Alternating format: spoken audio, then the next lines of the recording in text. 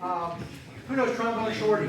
Anybody know Trombone Shorty? Yeah, check out Trombone Shorty. My first experience with Trombone Shorty was obviously on TV and all that, and then a couple of years ago I had the opportunity. It was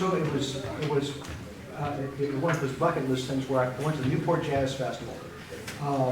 It was an incredible experience. I had been wanting to go since the beginning of time, but it just so happened that week that it was absolutely torrential rain the whole time. And those rain pants that my wife made fun of me for buying in the first place, I got to use it. And that whole rain suit was fantastic. Anyway, one of the featured artists there, I mean, you had Nicholas Payton, all these great straight-ahead jazz artists, but then you had Trombone Shorty, who came out of that the trombone tradition in New Orleans. And he came out and absolutely electrified the audience. It's not everybody's cup of tea. I mean,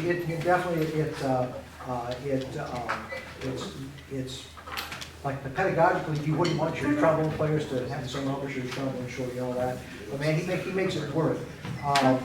There's as a sideline, there's an album that you should check out. It's called Saints Hallelujah. Saints Hallelujah. It was done by the Smithsonian a number of years ago, and there was this tradition. There's a tradition down south of trombone bands in churches, like gospel churches, and it's an oral tradition. There's nothing written down, and all these trombone parts, not just the solo parts, but the inside parts, are passed down generation to generation. And these huge African American churches have these trombone bands. They'll have like 40 trombones in the rhythm section. And you listen to this recording, it's called Saints Hallelujah. You listen to this recording, and it's a life-changing experience. I mean, to have that many trombones playing triple forte, it's ridiculous. You trombone players heard that? Have you heard that, Nick? Our quintet plays it. Oh. We have Luke Furnace. Well, actually, that's the piece of music. This album, right. the album is called Right. Saints Hallelujah, Yeah. and trombone players, you'll never be the same after that. It's It's really cool. Anyway, this is called Buckjump by Trombone Shorty. Yeah. 1, 2, 3, 4. This is the guitar part.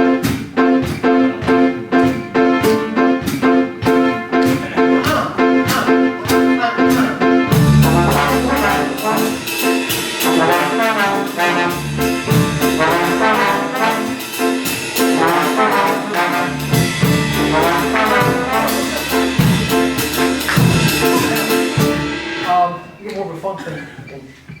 Oh, you're back again. Yeah, more of a backbeat. Cool. Which is it was a great thing to point out. You know, as far as Kramer, his reading skills are great. They're fantastic. But to get the vibe of this piece, I really recommend listening to the recording. That's how jazz gets passed on. That's how the trombone players, how they pass it. They listen to it in some way that style. I'm sure a lot of you have played in jazz bands before, and you're thinking, when I solo, why does it sound like I'm still in 5th grade? Okay, you're reading the part, and believe me, I've been there many years. I still am. Why does it sound in 5th grade? Because we haven't grown up in that tradition of listening to it. Okay, so you listen to it. Jazz is an oral tradition. Listen to the recordings. Go back to the original recording just to get that feel. More of a fun thing. Yeah. Okay, here we go. One more time, Brad. 2, then. There you go. Short